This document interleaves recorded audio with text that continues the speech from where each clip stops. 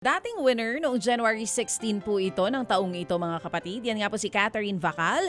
Mula po yan sa Las Piñas City. 44 years old po siya at isang caregiver at 3 ang anak. At may kinakasama po na isang driver ng van. Sila po yung nakatutok sa ating programa simula po March 2023. Stay out caregiver po itong si Catherine. 3 nga ang anak. Yung 23 years old po na panganay niya ay bedridden. Dahil po may hydrocephalus. Yung 15 years old naman po ay grade 10, samantalang yung bunso ay grade 8 student na 14 years old. Ang sahod po ni Catherine sa pagiging isang caregiver ay 900 pesos a day. Pero depende po minsan sa kaso po ng inaalagaan niyang pasyente. Ang inaalagaan niya sa ngayon ay 89 years old, dyan nga po sa Parañaque. At dito po sa pinakabagong update sa atin ni Catherine Vacal mula dun sa huling 10,000 piso na naipadala po sa kanya ni na Happy Anonymous, Happy K, Happy Daddy, Happy OG, Happy 11, maging si Happy Vet at si Happy J. May pinadala po siya sa ating video. Ito po yung papakita ni Catherine sa atin at ipapakilala niya sa atin yung kanyang pinsan na sinasabi niya po natutulungan niya dahil nga nagdadialysis po itong kanyang pinsan na si Ruth at magpapasalamat din po ang kanyang pinsan na si Ruth dito po sa tulong na naiambag po ng ating mga Happy Anonymous. Nakita niyo po yon, hindi po ito yung unang beses na may sumali sa ating What's on Your Mind contest na hindi para sa kanyang sarili, kundi para po sa kanyang kamag-anak na nangangailangan. Nangangailangan din naman itong sina Catherine Vacal pero para sa kanya, mas matindi po ang pangangailangan nitong pinsan niya na si Ruth na sumasailalim nga po sa peritoneal dialysis. Narito po mga kapatid, panoorin at pakinggan nyo ang update galing po kay Catherine Vacal. Ako po si Catherine Vacal at ito po ang pinsan ko si Ruth Daigo. Magandang araw po, Manong Ted at DJ Chacha. Unang-una sa lahat po, papasalamat sa aming Panginoon at ginawang instrumento ang aming programa upang matulungan ang mga katulad namin na nangangailangan. At isa po yung sa pinsan ko po kami. Kung hindi na naman po niya ginawa ng parang kagabi yung pamasahin namin sa hindi po naman po mag-check up. Tuwing magpa-check up po ako at kukuha ng gamot, siya po ang gumagawa ng paraan para po kami pamasahin. Sobra-sobra po talaga yung tinutulong niya sa akin. Sa simula pa lang po, tinutulong niya talaga. Hindi niya po ako iniiwanan. Ito po yung peritoneal dialysis na ginagawa niya.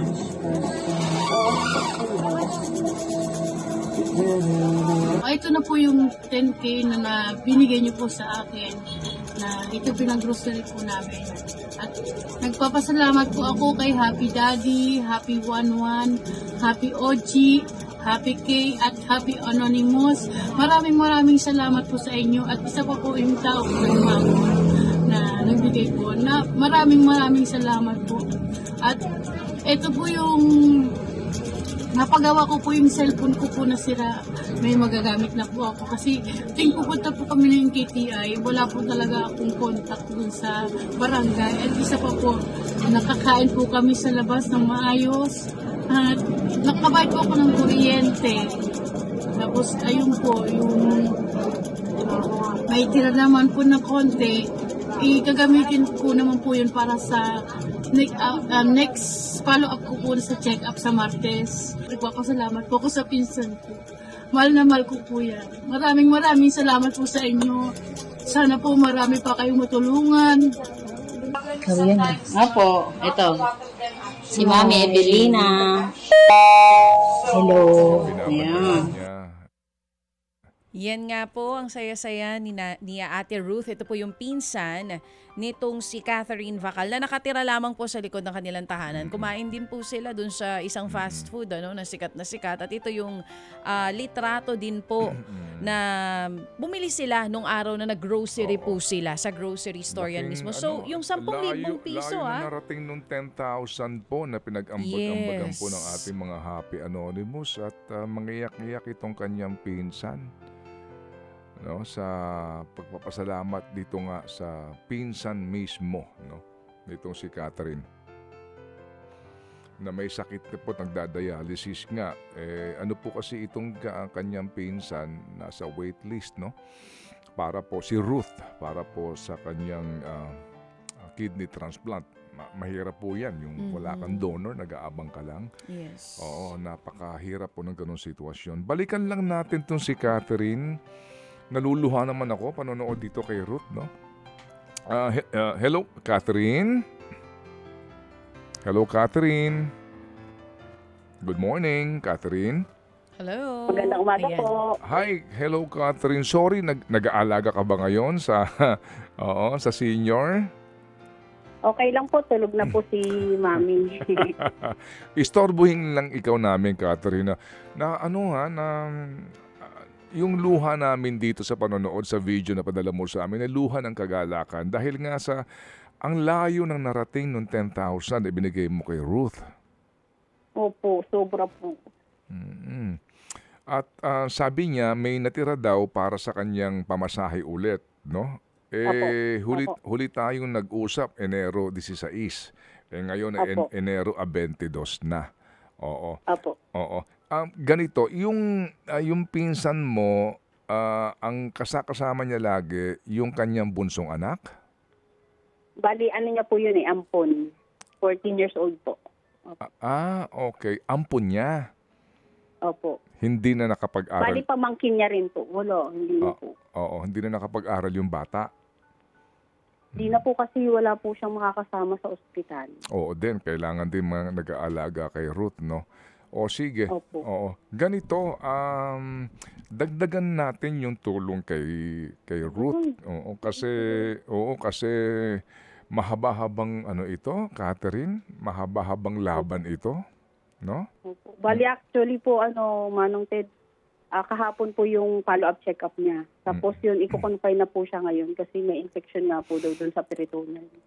Meron siyang infection. So may confinement sa NKTI? Opo, ngayon, pinapupunta po siya ng 2 p.m. Okay. So nataon din tong tawag namin sa iyo? Oo nga po, Lord. Oo, hindi rin namin akalain ito, ha. At sigurado ako ikaw din mismo nagulat sa amin tawag dito. Oo.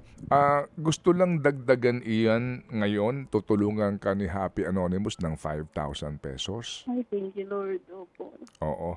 At ikaw na rin ang bahala mag-abot sa kanya nitong 5,000 dahil nga sa nanonood rin siya sa atin at sinabi nga niya na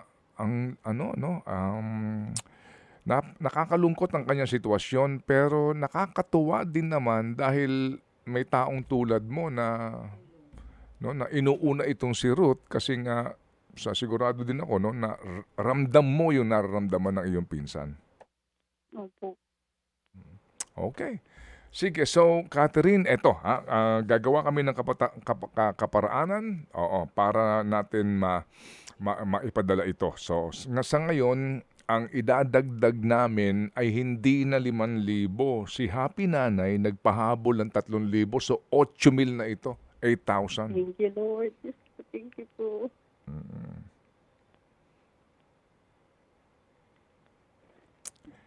Ang galing din talaga ng timing ng Panginoon, ano? Oo nga po. I mean, Bali kagabi po kasi, yun nga, kasi sabi niya may pera pa ako, sabi niya, kasi may sinabi po akong parang 700, sabi ko, para ito pamasahe mo. So, tapos sabi ko, tapos gumawa kami ng letter kasi kailangan po ng GL para po dun sa, kasi wala po siyang supply ng, yung solution po na nilalagay niya sa tiyan, wala pong supply yon. So, kaya naglalakad kami ng GL. Tapos sabi ko, mabait si Lord. Basta laban lang tayo, kaya natin yun. Hindi ko po talaga inaasahan. Natatawag po kayo. Ay, Lord, thank you. Sa totoo lang din, hindi ko rin inaasahan na mapapatawag kami sa iyo. Ngayong umagang ito. I mean, it just happened spontaneously, Itong aming tawag, itong tawag na ito sa iyo. GL, guarantee letter. Opo. Yun na naman. Kailangan na naman ng guarantee letter. Kasi nga hindi rekta, na pagpunta mo doon, kung anong Nandun kailangan na. mo, bibigyan ng libre nang wala ka ng dadaan ng pampolitiko. Wala sa ospital Okay, mismo ang sige. pondo. Pero ito, may Sige. additional tayo para sarado 10,000 piso na. Si Okay. Happy 11, 2,000 piso. So, ang ipapadala namin ulit, Thank you. 10,000. 10,000 pesos. Ayan. Okay, sige. So, alam mo, Catherine, kami nagpapasalamat sa iyo. Parang bibihira na din siguro yung ganyan, no, na kusang loob yung pagtulong doon. Sa katulad ditong si Ruth, nakita rin namin ang Very kanyang inspiring, oo. kanyang sitwasyon, ano. Kitang-kita namin yung kanyang paglaban dito sa hamon na ito na kanyang kinakaharap.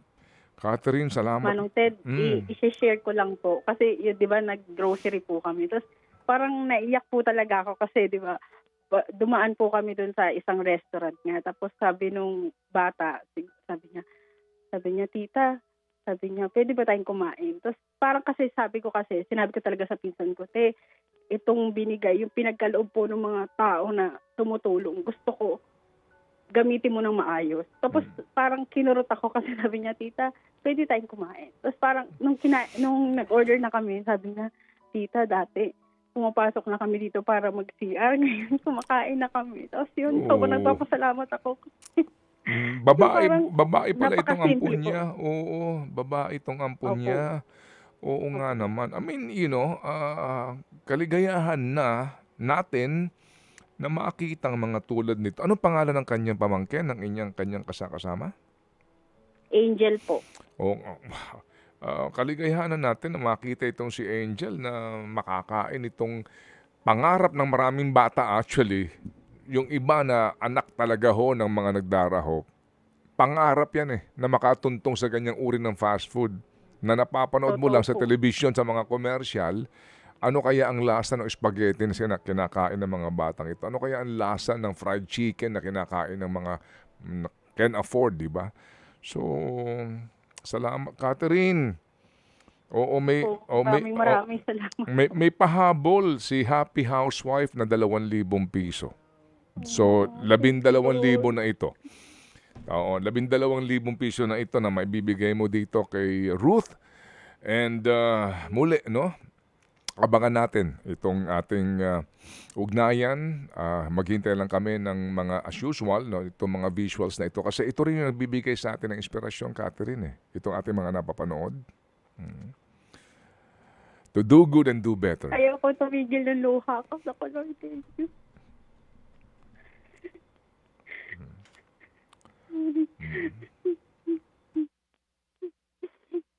Thank you po.